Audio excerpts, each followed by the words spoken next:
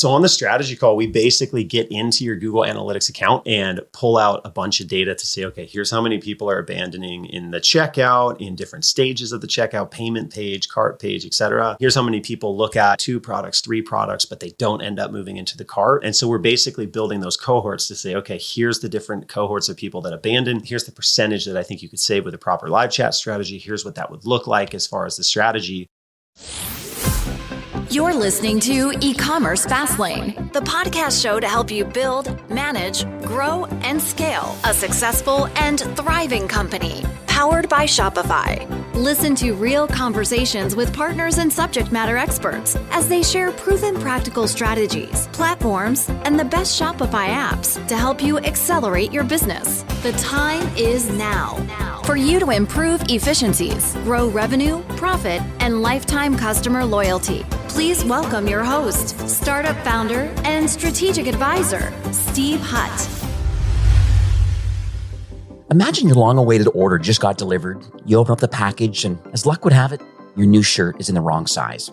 So what do? You open up your laptop, you begin a return, maybe even exchange, but all you see is a customer service phone number. And if you're like me in a situation like this, you really don't want to talk to anybody, let alone write an email. So what do? You don't have days, let alone a week or more, to wait for a response.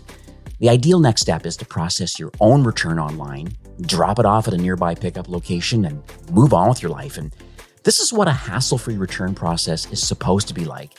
And it is a reality for brands who are powered by Loop Returns. Now, Loop is the only returns platform that helps Shopify brands to create an ideal post-purchase experience. And they don't just handle returns, they also make it easy for Shopify brands to incentivize exchanges so you can grow your business and make happier customers. You can find out why over 1,600 of Shopify's biggest brands like Allbirds, Chubby Shorts, and Patagonia, and so many more all choose Loop. 100% go check them out today at loopreturns.com and learn more. Well, hey there, my name is Steve Hutt, Senior Merchant Success Manager here at Shopify, and welcome back to the 5th season of eCommerce Fastlane. Now, whether this is your first time listening or you're a weekly subscriber, I seriously appreciate the fact you're taking time today and listening to the show. I know there's plenty of podcast choices out there in Shopify, kind of e-commerce and direct-to-consumer marketing, and just the fact they're here today means the world to me, and I know it does for my featured guest. Now, if this is your first time listening, this is an e-commerce show. We have honest and transparent conversations about building and thriving with your store powered by Shopify or Shopify Plus. Now, if you're an ambitious lifelong learner, which you probably are since you're here today, you're definitely in the right place. Now, new episodes, they're released twice weekly and they're available from all your favorite podcast apps like Apple Podcasts and Spotify and Google. We're also streaming live now on Amazon Music and on YouTube. So if you listen to your podcasts through those platforms, you might want to go check that out. I also highly recommend to get the full value of today's episode that you click through to the show notes page. It's got ecommercefastlane.com. And there you'll find the transcript, links, and then any of the resources that we talk about today. Now, today's episode, finally, my guest is John Tucker. We've had a hard time trying to get him on the show. More my fault. Lots of challenges in Q4 right now. But he is a founder and CEO of a company called HelpFlow, and they're at helpflow.com. And what they do is they offer 24/7 live chat teams. So they have the full scalability that really helps Shopify brands to drive more sales by predicting and saving abandonments on your Shopify store. So they have a team of agents, and they literally connect directly to your store, and they help close sales on your behalf. So it's a very timely conversation, I believe. We're right in the midst of Q4, this holiday busy time right now. And I believe that, one of the big tactics I always talk about is we have to scale up and think about the customer service and live people on your website that want to buy today. And having a pulse with live chat are one of those things that I think really differentiates a lot of brands. So hi, John. Welcome to eCommerce Fastlane. Steve, thank you so much for having me. I'm really excited that we're here. Absolutely. And we're both healthy, so that's great. So let's talk at a high level first. I want to understand HelpFlow. I've done a little bit of research, and I know a few brands that are actually using your services, and I know you have about 100 or more pretty notable brands that are really executing with your platform and are customers, but I just would like to understand the high level problem that you're solving with like live chat and customer service and all these sorts of topics. Yeah, the main thing that we're really solving is saving abandons when they're on the site. right? Right. What we do, the service we provide is we're a 24/7 live chat team. So it's our team actually live on the site. But the problem we're solving is when people are on the site, a certain chunk of them are going to buy and a certain chunk are not. And there's tons of ways to save abandons after they leave, right? You've got your Klaviyo sequences, you've got SMS, you've got ads, you've got a ton of different stuff. What we've really focused on over the last 7 years is basically predicting if somebody is likely to abandon based on what they're doing on the site, and then engaging in a conversation with them a couple steps before they abandon, right? So we're essentially like watching when they're starting to get confused and sparking up a conversation and, ultimately using that conversation to close a sale. And so that's really the primary problem that we solve. Live chat also is, a really good customer experience for visitors. It's nice to have somebody there 24/7. But I would say the main problem we're solving is really predicting and saving those abandons before they happen. Yeah. And then in addition to pure live chat teams, we also run customer service teams for a lot of brands as well. So we would run email, text, all those other things. But really the primary thing we focused on for the last 7 years is live chat teams. We'll talk a bit about the origin story. It just fascinates me why people build what they build. And I know you have a very unique story around just building HelpFlow and why it's available now as a service for Shopify brands. Can you talk about how the pieces all came together for you and the founding team? Yeah, so I was running an agency before this, I think similar to a lot of people in D2C.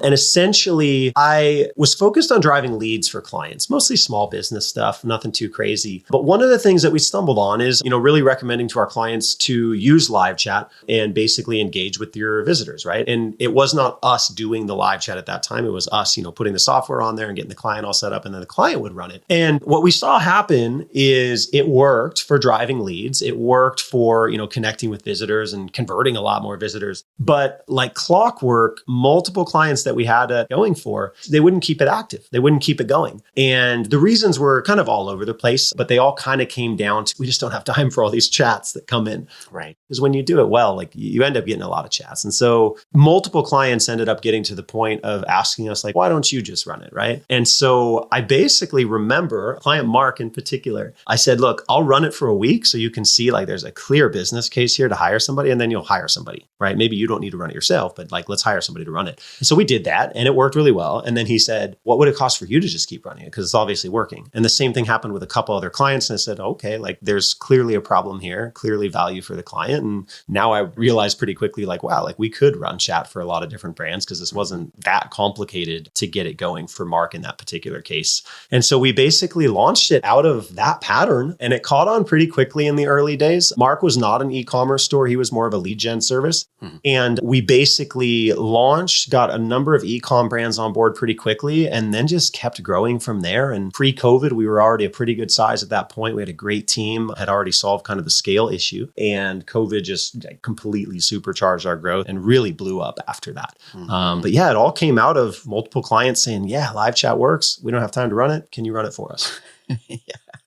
That's awesome. One thing that I was wondering about the live chat side of it, over the years, you have obviously fine-tuned some of these processes about how you engage. You talk about like understanding maybe the browsing experience of a site visitor. Is there any kind of AI component, or trying to understand maybe some of the triggers? Like, I'm not asking necessarily for the secret sauce of kind of how things are working, but just interesting to me that are there things that are happening with your chat software that I assume you supply to the brand if you're going to do chat for them? What are some of these triggers and this knowledge? Have you learned this knowledge about a customer's behavior on a website and what it's going to take, and when the point is of wanting to interact with them? Is it just a gut feeling, or are there physical data points through AI that are helping an agent make some decisions? Yeah, so there's a lot of data points. Basically, what we're doing is we're analyzing the behavior on all of our client sites for the cohort of visitors that abandon. So we basically say, okay, across all these different e-com sites that we run chat for, because we have full access to their data, we look at what are the patterns that lead up to somebody abandoning. So, common things are velocity in checkout. So not just like they're in checkout and then they leave, but if they're in checkout and they're going at a certain velocity and then they slow down by a certain percent, there's a threshold there when you look at a lot of data where you say, okay, this person's likely to abandon. And so we look for patterns like that across all of our clients. And that gives us an initial model to say, okay, for a fashion site or clothing site in this particular price point, here's basically the model that we use for that type of client. Again, that's based on like all the other data we already have. And then we basically start measuring the actual client's data for the same things to really like perfect that model. So that's really the starting point, is what leads up to an abandon and how can we engage with people a couple steps before. And then we're basically tracking that over time. So we're tracking the response rate on the greetings that we send. So a lot of the chats are going to come from automated greetings that say, something along the lines of, do you have any questions I can help with? I want to let you know I'm online. Something like that, very informal. Right. And so we'll track the response rate on those and then basically just optimize from there. What's interesting about the live chat that I always talk to brands about is the customer service side of it also. And I think about the self-serve model of live chat. Number one, I'm here to help you. And if you're going to engage with that little, whatever icon somewhere in the corner of your website, usually it gives you a couple options. Are you able to walk us through kind of some of these things and why sometimes a self-service option is a better option than maybe taking up a human's time on a CS type issue versus using somebody with data to figure out that, something's going a little bit sideways here. I think maybe we may need to add some extra help to kind of get that over the goal and get this conversion to actually happen. So. Yeah, it's a good question. So our approach has been to use a lot of AI and automation on the back end between the visitor and the agent. So the only automated message that goes to the visitor is that first greeting that says, I'm online. I wanted to let you know if you have any questions, right? That's the only automation that goes to the visitor. On the back end, we're spoon feeding a lot of information to the agent based on, what pages the visitor's been on, order information about the visitor, et cetera. And so that's been our approach, is to have the automation on the back end. I think where things will get to with self-serve is basically having self-serve options up front. It will look and feel like a human. And when it gets too complicated for the human, it will actually flip to a human, all with the visitor not actually really feeling that. Right now, a lot of the self-serve options out there, they don't convert very well because they feel like self-serve options and they feel like never-ending if-then statements. But they'll get there for sure. The tech is there. We're pushing pretty heavy on the back end on our end to try to kind of figure that out, but we haven't really put it front and center yet. Yeah, you're absolutely right about that because, and I think a lot of brands are smart. They're saying that, hey, they're actually showing like even a robot icon and saying that, we have a self-serve option right now, but you can talk to a live agent if you need to. But here's some of the main topics that people typically ask for, like, what's my tracking number? It's probably number one. Number two, what's your return policy? These things, you should have direct links and be able to like get directly into Shopify's backend to be able to look those sort of things up. And then if that's not a satisfactory answer, then from there, I like to speak to a live agent now to kind of get into it. And then from there, have access to the full company, the full customer record, and then knowing, hey, where are they at? And, and then trying to follow up that way. So that's good to hear that there is processes and you're thinking about that into the future about how we can, instead of them being two separate components, let the process just happen kind of organically and naturally from within chat. But then a human kind of kicks in. It's very interesting that that's kind of where the future's headed. Yeah, I definitely think that's where it will end up, just that seamless process for the visitor. One thing I've noticed too, obviously a lot of stores do use live chat. I recommend it highly. One thing I always tell people is that it just gives a pulse that someone's actually there, or at least the perception that someone is there now to help you. And even sometimes there's even co-browsing, helping people add to cart. There's lots of really neat things that you can do through live chat. It really gives that personalized experience, right? And so I just would like to understand from your perspective, because you really are there. I think your core value prop is conversion and understanding potential abandons and how we can get them over that finishing line. So can you talk a little bit about like strategically, like how you're able to drive more sales with chat? Yeah. And I always tell people, especially in these types of interviews, like all the stuff I'm talking about is stuff you could definitely implement with your own team. It just takes, resources on the team side and focus. The key things that I see that are really important to drive sales with chat, whether it's us or doing it in-house, Number one, using chat invites, proactive chat invites, using those really strategically. Because if you get invites right, anywhere from like 70 to 80% of your chat volume is going to come from those invites. And so it's really important to focus. Number one, it's really important to use invites. But number two, it's really important to get the timing and messaging of those right. And so you want to make it based on when somebody's starting to slip away from the purchase process or starting to look like they're confused. That's one thing. And that makes sure you're not annoying visitors. Sometimes people say, oh, I don't want to use invites because I don't want to annoy my visitors. It's not annoying as long as you don't make it super aggressive right up front, 10 seconds when they're on the homepage, right? You got to get that timing right. The second is messaging. You don't want to be salesy or too personalized in those messages. Like we could theoretically, depending on the Shopify setup, we could theoretically say, hey, Steve, welcome back. We haven't seen you since Tuesday. Like, did you buy it yet? You know? Yeah. But it wouldn't make sense to do that. That would be creepy. And so what we do is we do intentionally like informal messaging, right? I wanted to let you know I'm online. Do you have any questions I can help with? Just like you would do in a retail store. And so chat invites, super, super important. The second one that we see really often, and this is part of why it makes sense to have a dedicated chat only team, even if it's in-house, is the response time. It's really, really important to have your response time be lightning fast, right around 10 seconds as quick as you want to see it. And the reason for that is the conversion rate drops a ton as you pass, 10, 12, 15 seconds, especially if you're using greetings. So if you're using greetings to invite somebody to chat and then you don't respond for 26 seconds, you've interrupted them and then they sit there and then a lot of them will end up breaking their conversion flow. And so they won't actually end up converting. So that response time is super important.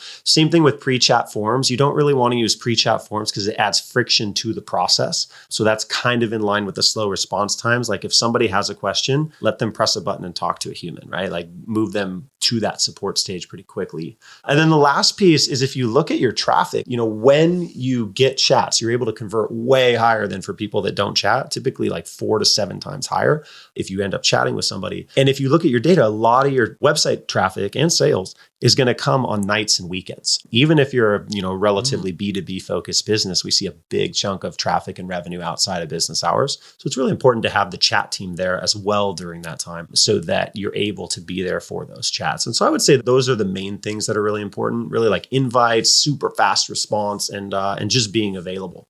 What's interesting is I happen to go to HelpFlow.com and obviously are powering your own live chat service that you offer for e-commerce companies. And I just said, hey, I'm currently recording with your CEO right now on eCommerce Fastlane. Literally within like 5 seconds, she was already there, said hello, and I hope you enjoyed that recording.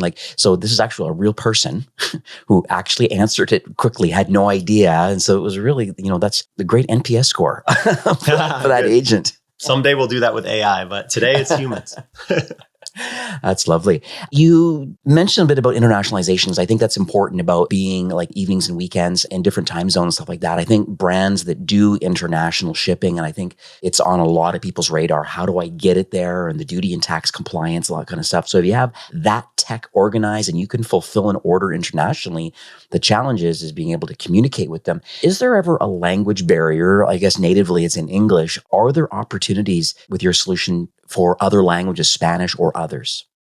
Man, that's a really good question. So we've explored this a lot through the years. Where we're at this point is we provide the chat in English regardless of where the visitor's at. And the reason why we do that is if you do any sort of like auto translation component in between the agent and the visitor, it creates some really weird situations. Mm-hmm. We do make clear that it's in English, but then we can give them some other options such as doing an email ticket or taking a message or some of those things, which almost never gets used, frankly. But I think the reason why this works is because of the channel, because it's chat. People are very comfortable chatting in English in most parts of the world based on what we're seeing. I don't want that to be like a naive American's view of like everyone will speak English. But that's what we've seen because we've tested a number of different ways of doing it. And I think part of the reason why it works is if somebody is needing to speak in their native language, a lot of times we've found, because we can see this based on how the conversation goes, they use their own translator on their end. And so what we've found is keeping it in English to make it seem and feel natural is better than doing any sort of tech-based localization. Right. And then if you end up doing pure localization, where you hire agents in those regions or agents that speak that language, the economics get way out of whack, because then you've got, you don't get the benefits of like a shared agent model like we have. You end up having, more of a pure payroll type of situation where you've got individual agents working on an individual client. So it kind of bloats the cost like that. I see. What's interesting, I find even some development work and things that I get done for Shopify brands or even for WordPress, part of the CMS that's driving e-commerce Fastlane out of the Philippines or India, very clearly they know where the bills are being paid. So they make a point of being as articulate as they can, both verbally and in writing in English. I mean, you just, go to FreeUp or Fiverr and Odesk and Elance and all these places where you could potentially hire somebody, or finding a VA. That's one of the skill sets about just being like extra fluent in English. It just seems to be a power language, regardless of English is really not the largest language in the world. But if it's for some reason, it seems the places where all the revenue is coming from is typically from English speaking kind of countries. Just maybe e-commerce adoption. I'm not really sure what the realities are. I'm sure you might see different, but at the end of the day, it's good that people understand that this is a great way of communicating, and just it kind of streamlines it, makes it simpler, better SOP than multiple languages. The same thing is like a brand wanting to expand internationally. Do you truly want to have a German site in and have it geo IP redirected for every person that lands? That opens up some interesting challenges, right? So, yep, 100%. So I want to chat a little bit about the competition in this space, because I think it's a massive blue ocean out there of opportunity. I think a lot of brands maybe aren't doing live chat very well, or they find it annoying, or they feel that it's just a necessary thing they have to do. But sometimes they get worried. I have a couple larger brands that are just worried about live chat because they feel if they don't execute with a great strategy, it actually tarnishes their brand. Like they want to have this speedy kind of communication and a self-serve option, and they want to help nudge people along for conversions. Like all brands want that. A lot of them are scared about maybe the human capital of having to manage all of that. So can you walk us through a little bit about like why brands may have that anxiety, and then how HelpFlow fits into that equation, and kind of take that anxiety out of the equation? Yeah, I mean, I think that scaling customer service is just one of the major hard parts about e-commerce. Like when you nail product market fit and then you nail customer acquisition, that's fairly straightforward to scale, especially if you have budget. But the customer service component, even if you streamline a lot and automate a lot of things, there's a person on the other end of both of those messages, right? Mm-hmm. And so it's really important that you're able to scale those people well and scale that part of the business well. I would say the part that, really gives clients and even prospects that talk to us just a lot of confidence in our approach is we're insanely methodical with like how we learn the business. That's typically like people say, oh, this sounds like a great idea, but my business is too complicated.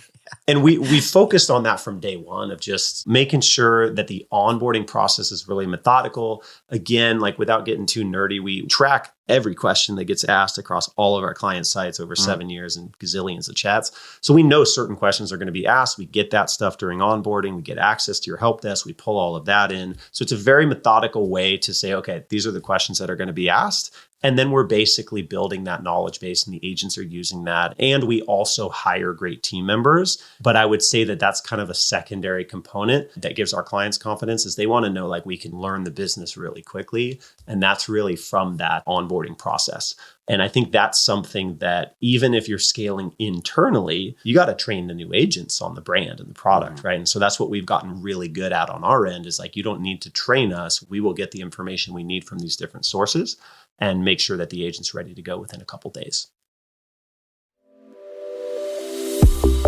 Now, online shopping can feel risky for some customers. Imagine if your order arrives in the wrong size. This totally happened to me recently, or in the wrong color, or it just doesn't look right on you. And there really can be hundreds of reasons why you may want to return a product, and I totally get it. And that's why Loop Returns makes it easy for Shopify brands to encourage exchanges rather than refunds. And we all know that returns don't equal goodbyes, they equal new hellos. And Loop really has a slick process to make it easy for a customer to have a fast return or exchange. Now, see why thousands of Shopify brands like Pit Viper, Somersault, and Princess Polly, they all choose Loop as their return partner. Now is the time to improve your post-purchase experience. So go check them out today at loopreturns.com. So we mentioned about live chat. We talk about customer support. They can be wholly two different parts of your organization. Someone can take over the CS roles and also help nudge transactions to happen and kind of avoid as many of these abandons. I'm concerned a little bit about the tech stack that goes along with it. Can you talk a little bit about, because I understand that HelpFlow has their own chat solution where a lot of brands that I manage and get a lot of DMs and stuff on social about, well, what should I do next? I do need a customer service type platform of some sort for email and understanding things. Think of Gorgeous or Customer and Zendesk, these sorts of things. They have chat solutions built into them also. If the brands are choosing to use them or only the automated ones, sometimes that's the case and don't have enough people or human capital to manage it all. But your organization is a little bit different. So can you talk us a little bit about your wholly owned technology and then how does it play nicely with maybe a customer service platform that they're going to have if it's a Gorgeous or something? Yeah. So our approach is basically we have our own live chat software that powers the chat, knows when to invite customers to chat. And then, obviously the agent has the conversation through that. Right. So that's outside of the client's ecosystem. But when the conversation's done, we pump that conversation back into their help desk. So if they're on Gorgeous, Zendesk, Customer, et cetera, right, we're able to have that show up as a ticket within their system so that the client can continue the conversation if needed. And that's been our approach from the beginning because integrating directly into everyone else's live chat interface is a pretty complex challenge. But what we found is by having our system, we can make sure that the live chat experience is really, really good for everybody while still having the data sync on the back end. And so that's basically been our approach. And it's worked really well as far as the live chat side. When we're running, an entire customer service team for a brand, right, yeah, we do that as well. In that case, we would work within their infrastructure because it's dedicated agents that only work with them. But that's been our approach on the live chat side, deep integration on the back end. Yeah, because I think there's going to be different people listening today based on their size and their complexity and maturity and stuff. I could see the CS side for agents having access to loyalty points, mm-hmm, and making some executive decisions about returns and exchanges and the exchange portal and like all that sort of stuff. And playing nicely with loop returns or Narvar or, I think that's the big challenge. You have existing pieces of tech. And so it sounds like you have the opportunity to wholly take over the whole organization completely, the CS and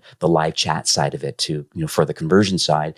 The other side, which seems the most exciting part because brands are probably already doing the customer service side already, but what they're not doing is they're not understanding the customer journey in real time, which is what you guys are doing, following and tracking and knowing the data points that say, hey, velocity of checkout is slowing down. I think we better auto-engage these people, or other different data points that I guess you're getting your software and then a live agent to go in and kind of help people along with the right information they need. Yeah. And even on the live chat side, even if we're using our own live chat software to do live chat on the client site, we would still get access to their help desk to see other tickets. We still get access to their logistics system so that we can, see statuses of orders and returns and all those types of things. So we still get access to all those other things, but just from a pure tech stack component, it's a separate live chat system. So that way we're able to handle, a ton of stuff based on their back end. Another good question I think I want to go down as a story. I think for me, I'm really motivated when I hear someone saying, hey, here's what our life was like without HelpFlow. And then I got HelpFlow and then implemented it. And then, X number of months later, kind of here's the change that happened. I think people listening today, they like to hear these side of stories and they try to figure, hey, am I in a similar situation as company X? And then, is HelpFlow right for me? And so hopefully I don't put you on the spot here, but it'd be great you could kind of share either anecdotally or if you know a brand that doesn't mind, public kudos of kind of the fact that they're using your software and you're executing on the top level, helping them. Yeah, I think the client that stands out for me is a cookware company. They basically make really specialized cookware and they're focused on, people that want to have clean cookware, things that, ceramic cookware that essentially makes it healthy to cook in at a high level. Right. And so their audience was super, super passionate about cooking. And so the expertise mattered a lot, right? So that learning component came into play quite a bit. And essentially what we're doing with that particular client is, helping people understand the why of their products and then which product is best for their cooking needs. Because depending on, what you're cooking, how often you're cooking, how big your family is, all those things, there's a whole bunch of components that matter. But that particular client, I think as far as the journey they were on, I would say they were skeptical of if we could do it because it's such a complex product and also positioning for that brand that matters so much. And there's a wide range of expertise and the customers asking questions. And so, really skeptical, also protective of their brand. They had built up a really, really solid brand in the market and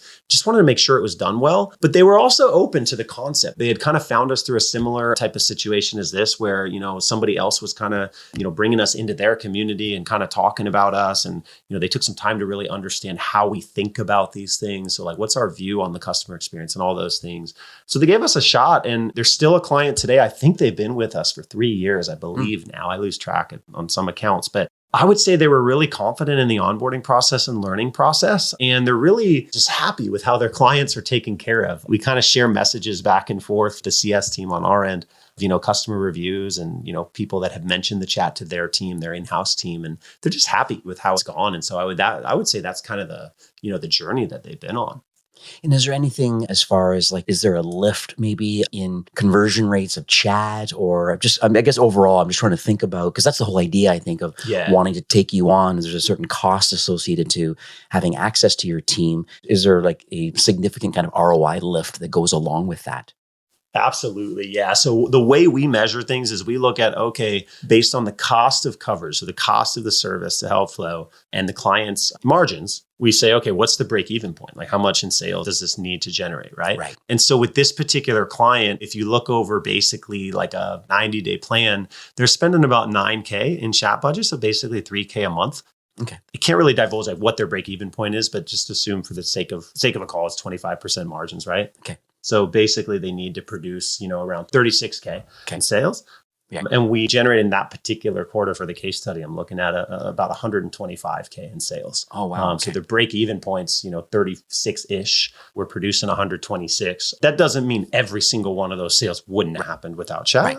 But that's what we look for, is a very strong profitability point above break-even. And so that's what we track as far as the success of the account. We also look at conversion rates way higher. It's almost 6% for people we chat with, compared to less than 1% on this particular client, because it's such a complex product.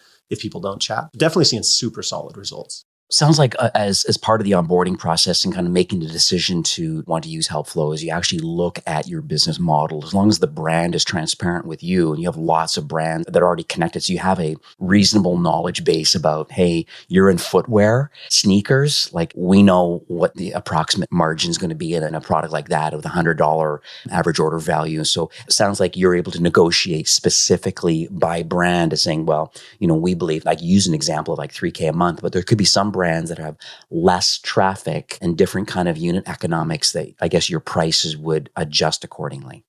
Yeah, so our pricing is based on website traffic. So how much traffic they have is really what dictates the price. Okay. But yeah, in our, our quote unquote sales process, it's really consultative, where essentially we're saying, how much traffic is there? Okay, here it is. Here's what the price point would be. Then we look at the abandons and say, how many, sales do I think we can generate from, the checkout flow, from the cart abandons, from product abandons, these other cohorts that we pull out of Google Analytics. And then from there, we ask them, we say, look, what's your margins on an initial customer after the marketing cost and the cost of goods? And then we basically calculate and say, this is either a no-brainer, because, we need to generate 36. I see a clear path to 120, right? It's that's a no-brainer. Or if it's tight, we're transparent about that. We say, I'm not sure this is going to work. Let's dig in a little bit more. Right. Are there any industries that you don't service? The reason I ask, because I have brands that are in the regulated markets, like CBD and cannabis, or in alcohol, or there's some kind of gray area, kind of pseudo-pharmaceutical brand, not just true supplements and protein and things like that, but some kind of weight lossy kind of products and stuff that are on that kind of gray area. Just want to know where you play, because there's 20-some thousand brands are listening today and they want to figure out, well, hey, I'm in regulated, so this is not going to work for me. Or, hey, I work with everybody because we have a decent onboarding process.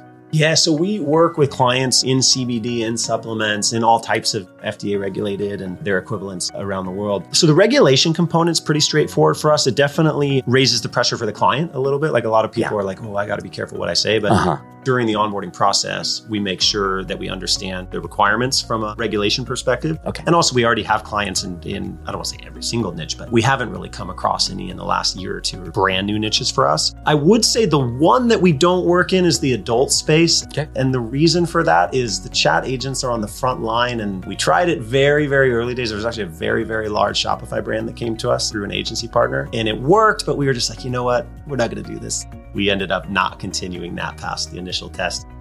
Out of the agent's comfort, we didn't want them on the front line of that.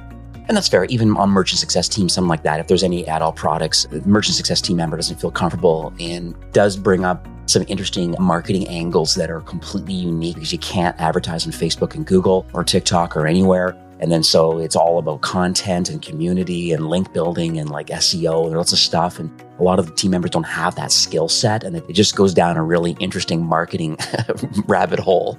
And similar on CBD, getting into the gambling kind of niches too, which is not typically Shopify, but I always hear those kind of challenges of trying to drive traffic to these sorts of interesting markets.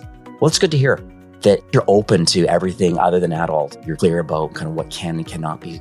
You know, I have a couple of alcohol brands that don't have live chat and I know they need it. So it's nice to know that you can fit that mix nicely. So let's talk about the future of the product. You obviously do a lot. I mean, you've mentioned you can fully take over customer support on behalf of a brand and have that scalability of agents and for the forecasting model that comes out of that from web traffic and all those sorts of data points, plan for that. But then you also have the upside to the ROI side of just the cost of customer service, but now the upside of actually getting more conversions and improving conversion rate and average order value with a live agent. Where's the product going into the future? I know we talked about the AI component and the blend between that, but is there anything else that you could share publicly? The big focus for us right now, as far as like the North Star metric that we're driving towards, is really $1 million a day in value produced by our agents, right? So based on sales that come directly through the chat, that's a metric that we track internally from day one. And so that's really the North Star that we're focused on. As far as the product and exactly what we're trying to build, the two main things that are the focus right now is number one, really leveling up the agent chat technology that we use. We've got a ton of stuff that we've built through the years. But after the craziness of COVID slowed down a little bit, we kind of recentered our focus on product development and what's some of the crazy stuff that we could do if we just invest this growth essentially into the product and into the tech. So there's a lot we're doing there. And this quarter, we're actually building out a whole bunch of stuff on the back end. So that's a big focus for us. And then the second one is really industry partnerships to really compound the value that we provide. We're doing a lot of work with Gorgeous right now, as far as integrating into the customer experience process, being able to really streamline the customer service process while also making it a big revenue driver. So we've been chatting with their team quite a bit and really focused on how we can just continue to level that up. But yeah, the product and the technology piece is really the big focus that's top of mind for me right now, possibly because it's so complicated. It's also fun. It's a fun time. Absolutely. Well, that's great. Well, John, we are nearing the end of the show for today. Is there any kind of takeaways, I guess almost like an action item, if those brands that are listening today that maybe have dabbled in live chat, they see the merit and the benefits of having live chat, but they also understand the other value you bring of really helping get people over that goal line and improving that conversion rate. And with obviously a very strong ROI pretty much for every brand that you're connected to. So what the kind of final kind of call to actions for those listening today?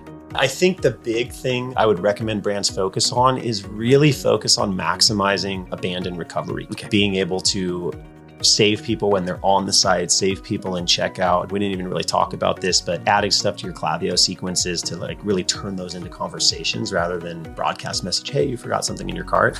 Really getting very, very methodical with cart recovery. And then as part of that, like even if you're doing the chat yourself, that means having chat in the checkout pages. That means, tracking what people are doing on the product pages. There's a whole bunch of stuff you can do there. Mm-hmm. And then definitely try chat yourself. Just make sure you're not making those do-it-yourself mistakes that we mentioned around response time or forgetting to turn it off when Sarah goes to lunch or something like that. There's a lot of things at stake when you're trying to connect directly with every single visitor that's on your site or a lot of visitors. Yeah. So you want to make sure you get that part right. But the main thing I would say is use chat and specifically use it to engage with visitors to get more of them to buy before they abandon. Right. So we'll send people to helpflow.com would be number one starting point, I guess, to kind of schedule a strategy call. What sort of things happen on this strategy call? Yeah, so on the strategy call, we basically get into your Google Analytics account and pull out a bunch of data to say, okay, here's how many people are abandoning in the checkout, in different stages of the checkout, payment page, cart page, etc. Here's how many people look at 2 products, 3 products, but they don't end up moving into the cart. And so we're basically building those cohorts to say, okay, here's the different cohorts of people that abandon. Here's the percentage that I think you could save with a proper live chat strategy. Here's what that would look like as far as the strategy. And what we found is a lot of people, they just get so much value by going through that process because we've worked with so many stores and we're so analytical with how we present that data and pull that data out. So people learn a lot from the strategy call, even if they don't end up working with us, but it also helps them really see the power of either working with us or just being very, very intentional with how they do chat. So it's a very analytical process. It's a no-brainer though. People should check that out. I'll have that in the show notes. I'll have ecommercefastlane.com/HelpFlow. That'll redirect to a landing page. You can go directly to helpflow.com and click that orange button to schedule a strategy call. I guess one last thing, we chatted a little bit in the green room before recording today, and I understand that you would like to share an offer for those that are listening to this podcast and can see themselves maybe getting involved with HelpFlow. Yeah, really 2 things. That link that you mentioned, ecommercefastlane.com/HelpFlow. There'll be 2 things there. One is basically a white paper that digs into, really how to predict and save abandons with live chat. We talked about, pieces of it today, but that white paper really goes into how to see those cohorts within Google Analytics, what to do within your Klaviyo account, all those things. So it nerds out quite a bit on how to do it. So even if you don't end up doing a strategy call, that'll give you a lot of context. And then the second thing as well, whether you opt in through that link or you just mention it on the strategy call to my team, we're happy to provide $1,000 off the first quarter if you do end up with us, just as a thank you for coming from the podcast, and frankly, as a thank you for spending your time digging in with us today on how all this works. We find that clients that have already spent some time understanding the strategy are amazing clients to work with, and we're happy to give you a special offer there as well. And this podcast is going live in the first week of November, and knowing that with BFCM literally 3 weeks away, literally from this recording, is now a good time to get involved in the onboarding process. And can this all happen in a timely manner? Because I'm just concerned a little bit about just the amount of traffic that a lot of brands are going to get and not having this service available. Just want to make sure that you're prepared at scale, kind of help brands that may say, yes, now is a great time to get going. Absolutely. Yeah. So the onboarding process is really efficient on our end. And that's part of what I mentioned earlier of we solved the scale problem. We've onboarded so many clients that it's a pretty defined and dialed in process at this point. And also what I would say too is usually it's not so much a scale issue on our end of can we get it live quick enough? Usually it's more of a nerves thing on the client's end of do they really want to launch this the Tuesday right before Black Friday? We can do either one. But what I would say is let's go through the strategy process. And that way at a minimum, if you're not comfortable launching for Black Friday, at least you can configure a couple quick things on your own chat system and your own CS stack to just maximize the results. And then we can touch base in Q1, but we can be live very, very quickly if the client's ready to go. But either way, I think the strategy call will give people a lot of good insights that they can apply for BFCM. Beautiful. Well, you can't see, but I've scrambled multiple pages of notes. I want to thank you.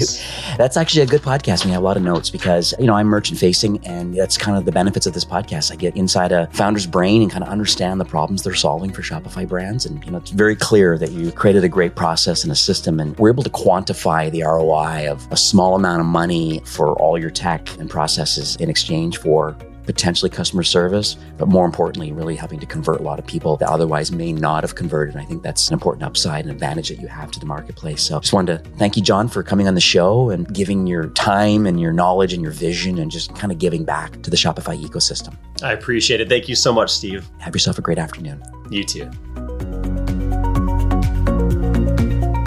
Well, that's it for today's episode. I'd like to thank you personally for being a loyal listener of eCommerce Fastlane. It's my hope that this podcast is offering you a ton of value through growth strategies, tactics, and exclusive insider tips on the best Shopify apps and marketing platforms, all with my personal goal to help you build, manage, grow, and scale a successful and thriving company powered by Shopify. Thanks for investing some time today and listening to the show. I'm so proud and excited that you have a growth mindset and are a constant learner. I truly appreciate you and your entrepreneurial journey. Enjoy the rest of the week and keep thriving with Shopify.